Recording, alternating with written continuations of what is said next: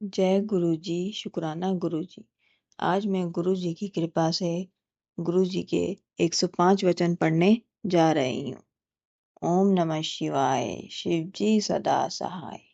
ओम नमः शिवाय, गुरु जी सदा सहाय। पहला वचन, गुरु जी सदैव अपनी दैवीय गद्दी पर रहेंगे। उन्होंने कहा था, मैं हूँ और सदैव रहूंगा। मेरा कोई उत्तराधिकारी नहीं है। दूसरा वचन, मेरे लिए मेरा परिवार भी संगत ही है। परिवार के किसी भी सदस्य के पास कोई दैवीय शक्ति नहीं है। तीसरा वचन, मैं अपने भक्तों से बहुत प्रेम करता हूँ और उनके बुरे समय का अंत करता हूँ। चौथा वचन, जब आप अपने जूते मंदिर के बाहर उतारते हो तो अपनी बुद्धि भी बाहर ही छोड़कर आया करो। वह मेरे सामने किसी काम की नहीं है। पांचवा वचन, मेरी उपस्थिति में सेल फोन का उपयोग मत करो, अन्यथा मेरा आशीर्वाद उससे चला जाएगा जिससे आप बात कर रहे हैं। छठा वचन, यदि आपने जीवन की डोर मुझे थमा देते हैं तो मैं आपको सीधा मोक्ष तक ले जाता हूँ। सातवां वचन, अगर किसी घर से मात्र एक सदस्य भी मेरे पास आ जाता है तो उसके पूरे परिवार को आशीर्वाद मिल जाता है। आठवां वचन, मात्र पुस्तक से पाठ करना ही पाठ नहीं होता। अपना कार्य करना, नित्य नियम करना और अपने परिवार का ध्यान रखना भी पाठ करना ही होता है। नौवां वचन, सबसे बड़ा पाठ वह होता है जब पति अपनी पत्नी का और पत्नी अपने पति का और दोनों मिलकर अपनी संतान का ध्यान रखते हैं और घर में शांति बनाए रखते हैं। 10वां वचन, गुरुजी कहते हैं कि गुरुओं के कथन का कभी खंडन नहीं करना चाहिए। 11वां वचन, गुरुजी रब कदे भी नजर नहीं आਉਂਦਾ। मैंने कहा, मैनू ਤੁਹਾਡੇ विच नजर आਉਂਦਾ है। गुरु जी तुम कभी भगवान को नहीं देख पाते। मैंने कहा, मुझे आप में नजर आते हैं। और गुरु जी मुस्कुरा दिए। 12वां वचन, भगवान से प्यार करो, उससे डरो मत। भगवान ने ही तो संसार बनाया है, सौर मंडल रचाया है। समस्त रचना भगवान की ही तो है। अतः भगवान से डरो नहीं, प्रेम करो। 13वां वचन, महापुरुषों के पद होते हैं और उनमें सबसे ऊपर सतगुरु होते हैं। वह मैं हूँ। मात्र एक सतगुरु ही सबके रोग अपने ऊपर ले सकते हैं और दुखों से मुक्त कर सकते हैं। हर कोई लोगों के मर्ज अपने ऊपर नहीं ले सकता। उन्हें आज्ञा नहीं है, वह सिर्फ लोगों का मार्गदर्शन करते हैं। ऐसा मनुष्य किसी काम का अगर वह रब का शुक्राना ना कर सके। 14वां वचन, कभी किसी की देखा देखी अपनी चादर से बाहर पैर नहीं पसारने चाहिए। 15वां वचन, पंडितों पर अंधविश्वास नहीं करना चाहिए। यदि कोई ऐसा मिल गया जिसे पूरा ज्ञान नहीं है तो आपकी हानि हो सकती है। मैंने कहा कि हम पंडितों के पास नहीं जाते तो गुरुजी ने कहा, मैं सामान्य बात कर रहा हूँ। 16वां वचन, अपनी खुशहाली के लिए आप अपने जन्म के पत्थर बर्थस्टोन कभी मत पहनो। कोई कोई पत्थर विपरीत प्रभाव दे रहा हो तो तब क्या। मैंने गुरुजी से कहा कि हम चारों, मैं, मेरे पति तथा मेरे दोनों बच्चे ने कभी बर्थस्टोन नहीं पहने। गुरुजी ने कहा कि मैं सामान्य बात कर रहा हूँ। 17वां वचन, गणेश जी का स्थान मंदिर में है, ना कि लोगों के घर के फर्शों पर या सजावटी सामान की तरह और कई बार पेपर वेट की तरह। 18वां वचन, आप सब करोड़ों रुपए खर्च के अपने घरों को सजाने के लिए जो पेस्टिंग ले आते हो, तुम्हें क्या पता कि अगर वह अपने साथ पेंटर की नकारात्मक भी आपको दे रही हो। मैंने गुरुजी से कहा कि मेरी इतनी सामर्थ्य नहीं कि करोड़ों की पेंटिंग खरीद सकूं। गुरुजी ने कहा, ओ ओहो, मैं सामान्य बात कर रहा हूँ। 19वां वचन, अगर कोई दूर है और मेरे पास या बड़े मंदिर नहीं पहुंच सकता तो वह मेरे स्वरूप से बात करे, मैं सबकी सुनता हूँ। 20वां वचन, गुरु जी के वचनों पर आपस में तर्क वितर्क करने की मनाही है। ऐसा करने से हम अपने भगवान प्राप्ति अपने लक्ष्य से चूक जाएंगे। 21वां वचन, गुरु जी ने अंग्रेजी में कहा कि only dead fish swim with the tide. एक मरे जमीन वाला इंसान ही दुनिया की गलत रास्ते पर चलता है। हमें गलत हालात से समझौता ना करके सच्चाई के रास्ते पर ही चलना चाहिए। 22वां वचन, डॉक्टर अपना काम करेंगे और मैं अपना। जब कोई भी परेशानी हो तो डॉक्टर को अपना काम करने दो, मैं अपना काम करूंगा। 23वां वचन, दवाई भी तब काम करेगी जब मैं उसे अपना आशीर्वाद दूंगा। 24वां वचन, पानी बहुत पिया करो, पानी हर बीमारी की दवा है, यह सब रोग ठीक कर देती है। 25वां वचन, पाचक ग्रंथि एक ऐसा अंग है जिसकी प्रक्रिया भगवान ने अपने हाथ में रखी है। 26वां वचन, अभी बहुत अच्छे दर्शन हो रहे हैं, बाद में मैं तारों जैसा नजर आऊंगा। मंदिर में आने वाली संगत इतनी बढ़ेगी कि जितनी मर्जी जगह बढ़ा लो कम ही पड़ेगी। 27वां वचन, आने वाला समय बहुत खराब आ रहा है। जो प्रार्थना में विश्वास करेगा और पूरे मन से प्रार्थना करेगा वही बच पाएगा। 28वां वचन, जिसे हम प्यार से गुरु जी का आश्रम बड़े मंदिर कहते हैं, वहां आने से 12 तीर्थ स्थानों का पुण्य एक साथ मिलता है तथा मेरा आशीर्वाद भी मिलता है, ऐसा गुरु जी का कहना है। 29वां वचन, बड़े मंदिर में कभी सोना नहीं चाहिए वरना गुरु जी का आशीर्वाद अधूरा रह जाता है। 30वां वचन, गुरु को कभी पत्र नहीं लिखना चाहिए, सदा खुश रहा करो, जो होगा अच्छा ही होगा। 31वां वचन, मैं हड्डी और मांस का इंसान बना सामने बैठा हूं, लोगों ने इंसान ही समझ लिया। 32वां वचन, लोगों को बाद में समझ आएगी कि मैं क्या हूं। 33वां वचन, मैंने बहुत कठिन तप किया है, पत्तों पर निर्वाह किया है। तुम्हें पता है कितना मुश्किल होता है? गुरु का स्थान इतना बड़ा होता है कि अगर वह चाहे तो एक ही समय में कई जगह एक साथ उपस्थित हो सकते हैं। 34वां वचन, मैं तुम्हारे इंसान की तरह नजर आता हूं, पर मैं जहां खड़ा हूं वहां से तुम सब मुझे छोटी छोटी चींटी जैसे नजर आते हो। 35वां वचन, मैं इस संसार में तुम्हें माफ करने तो आया हूँ। 36वां वचन, गुरु जी ने कहा कि मेरे पास इतनी शक्ति है कि मैं सूर्य को भी अपने अनुसार चला सकता हूँ। 37वां वचन, सूर्य अब बूढ़ा हो चुका है। 38वां वचन, धरती पर पानी बढ़ जाएगा। 39वां वचन, लोग वृक्ष काटते हैं, यह अच्छी बात नहीं है। 40वां वचन, मेरे पास आने वाली राह सरल नहीं है। 41वां वचन, मैं नींबू की तरह निचोड़ लेता हूँ, तुम्हारी हर तरह से परीक्षा लेता हूँ, अगर पूर्ण आत्मसमर्पण नहीं करते तो फिर क्या लाभ। 42वां वचन, अगर मेरी तरफ कोई एक एक कदम भी बढ़ाता है मैं उसकी तरफ 100 कदम बढ़ाता हूँ। 43वां वचन, लंगर और चाय प्रसाद तो तुम्हारी दवाई है और सब रोगों को ठीक करते हैं, इन्हें प्रसाद की तरह ग्रहण करो, ना कि इन्हें बनाने वाले पदार्थों की तरह। लंगर और चाय प्रसाद तो तुम व्रत में भी ग्रहण कर सकते हो। जब किसी परिवार का कोई एक सदस्य भी लंगर और चाय प्रसाद खाता है तो घर के बाकी सदस्य, चाहे घर में हो या अस्पताल में, सबको मेरा आशीर्वाद मिलता है। 44वां वचन, लंगर और चाय प्रसाद में मेरा आशीर्वाद होता है, उसे यही बड़े मंदिर में पूरा खाना चाहिए, कुछ बचना नहीं चाहिए। अगर उसे यहाँ खाओ तो दवाई है, घर ले जाओ तो मिठाई है।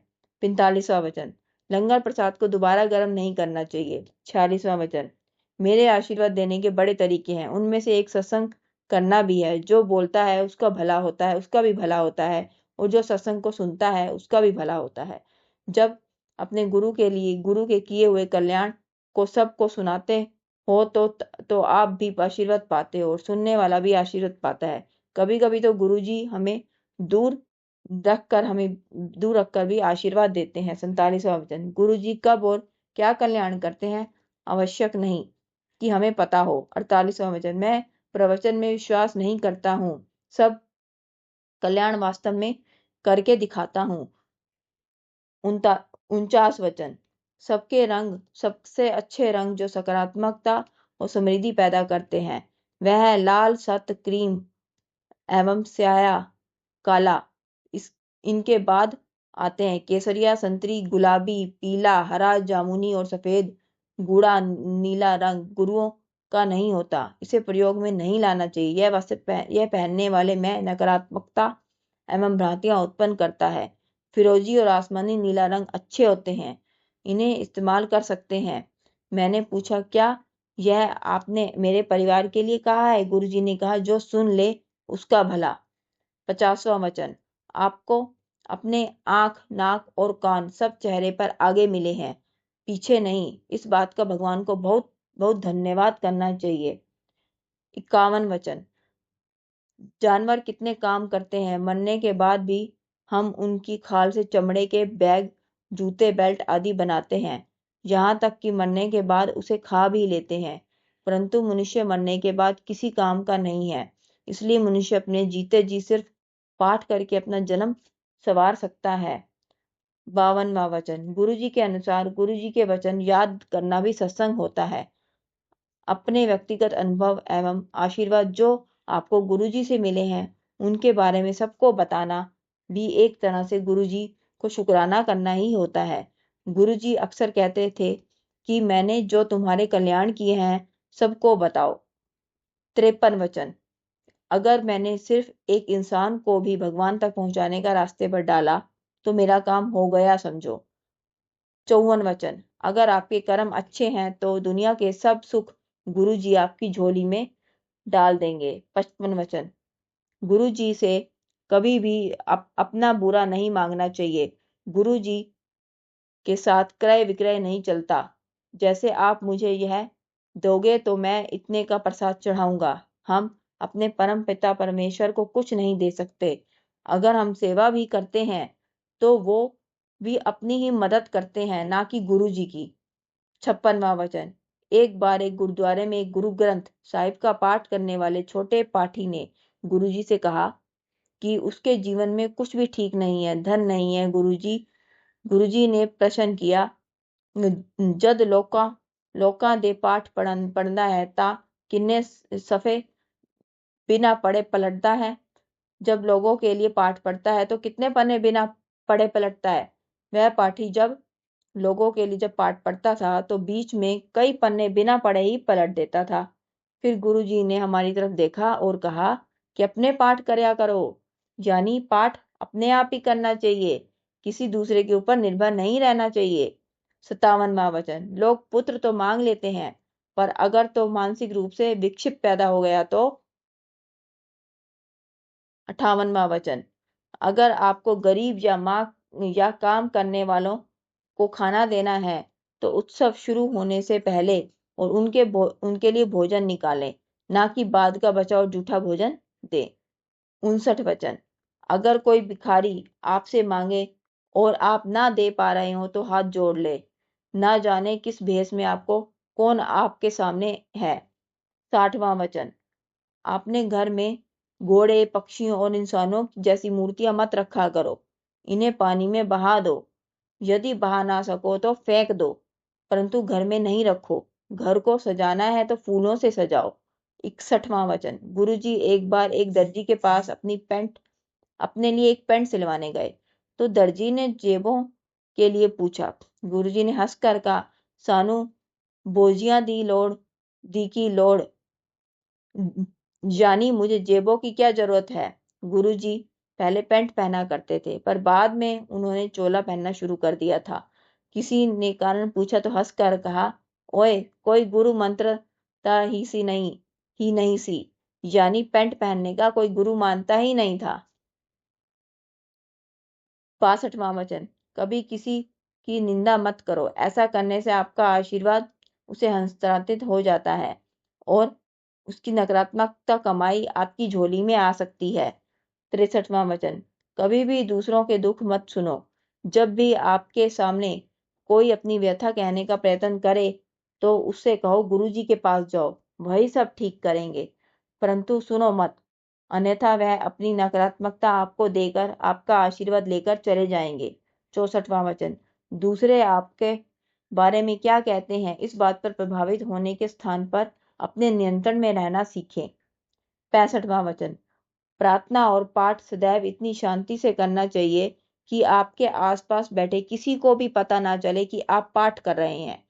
इसी प्रकार दान भी गुप्त होना चाहिए, एक हाथ को पता ना चले कि दूसरे ने कुछ दिया है। 66वां वचन। घर में नागफनी और बोनसाई जैसे ना बढ़ने वाले पौधे नहीं रखने चाहिए। 67वां वचन। अगर सेवा के पीछे कोई अप्रत्यक्ष स्वार्थ छुपा है तो यह निस्वार्थ सेवा नहीं है और असल सेवा बिना किसी मांग और स्वार्थ के होती है। 68वां वचन। अगर अगर अपने दैनिक कार्यों के करने से किसी का भला होता है तो क्या फर्क पड़ता है। 69 वचन।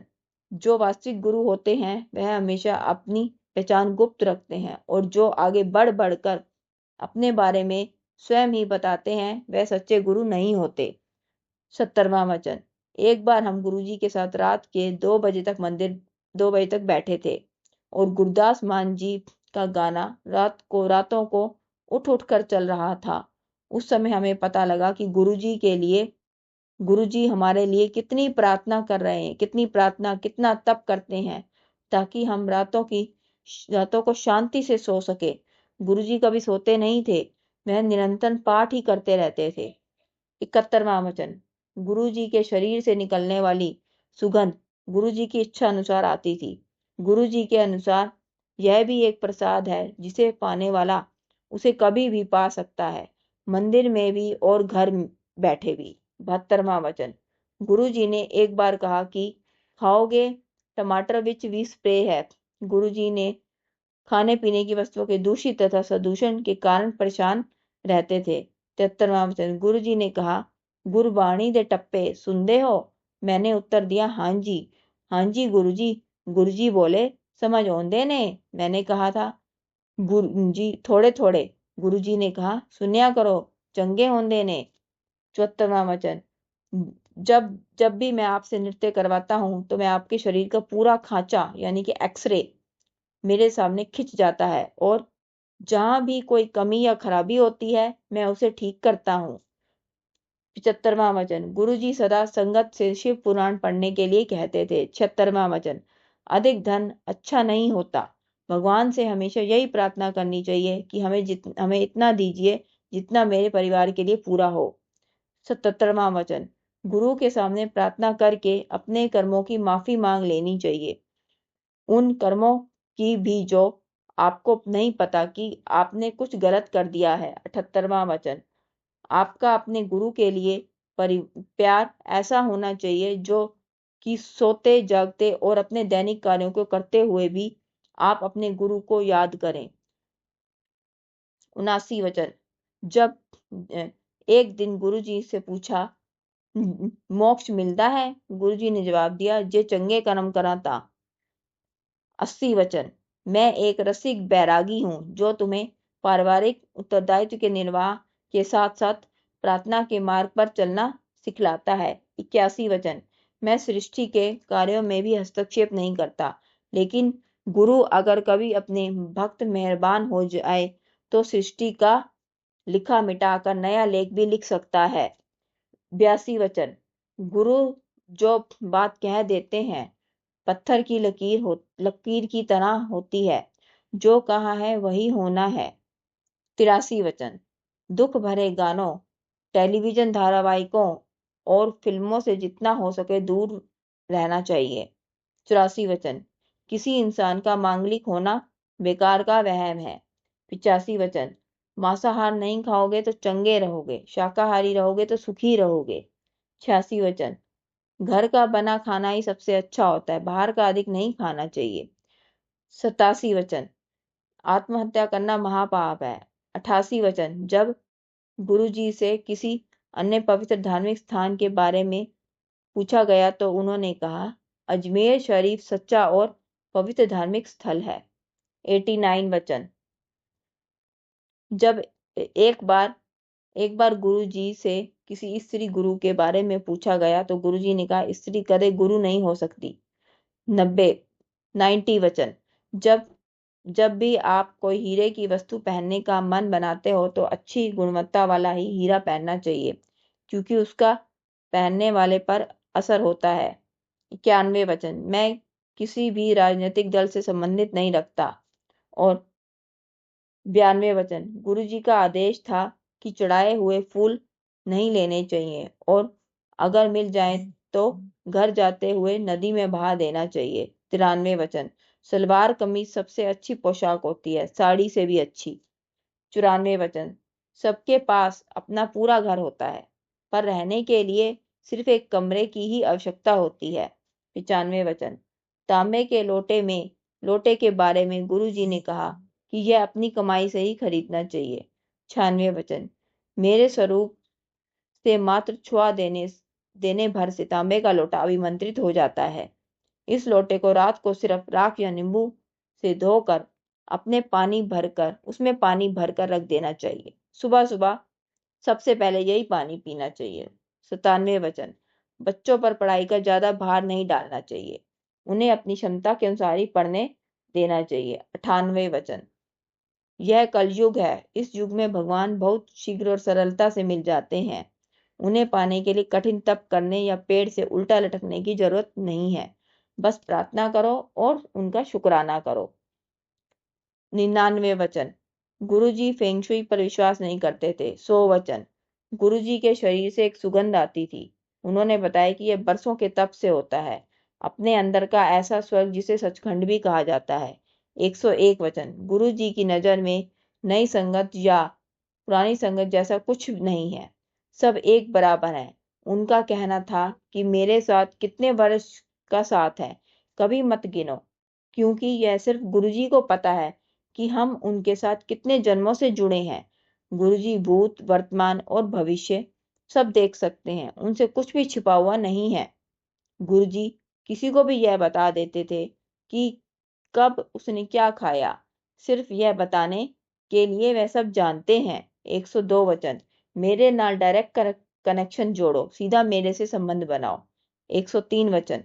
मैं पहले उसे आशीर्वाद देता हूँ जो तुम्हें मेरे पास लाता है, और उसके बाद की यात्रा तुम्हारी अपनी है।